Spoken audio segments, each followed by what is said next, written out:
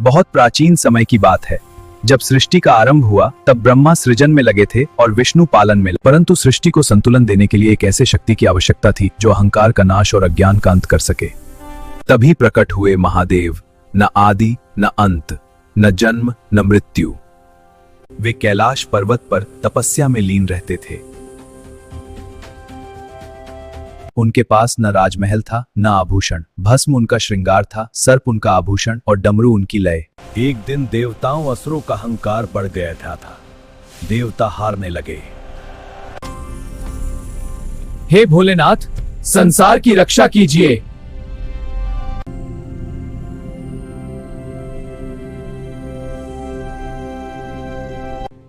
उन्होंने कहा, जहां अहंकार बढ़ता है वहां विनाश आवश्यक है।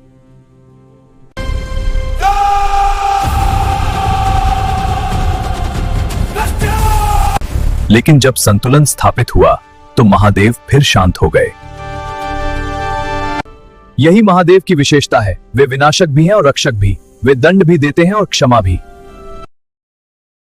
राजा दक्ष की पुत्री सती महादेव से प्रेम करती थीं। उन्होंने समाज की परवाह किए बिना शिव को अपना पति चुना। लेकिन राजा दक्ष महादेव को स्वीकार नहीं कर पाए। उन्होंने एक विशाल यज्ञ रचा और जानबूझकर शिव को आमंत्रित नहीं किया।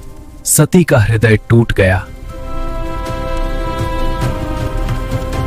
जब यह समाचार महादेव तक पहुंचा तो उनका मौन टूट गया। उन्होंने सती के शरीर को उठाया और तांडव करने लगे। उनके तांडव से सृष्टि कांप उठी। देवता भयभीत हो गए।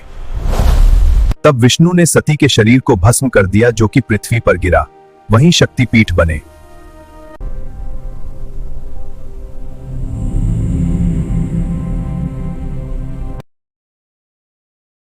सती ने पार्वती के रूप में पुनर्जन्म लिया। इस बार उन्होंने निश्चय किया, महादेव तप से ही प्राप्त करूंगी। वर्षों तक उन्होंने कठोर तप किया।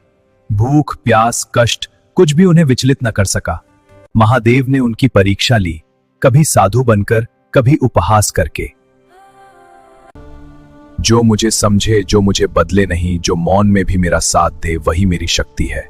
पार्वती और शिव का विवाह हुआ। यह केवल दो व्यक्तियों का मिलन नहीं था, यह चेतना और शक्ति का संगम था।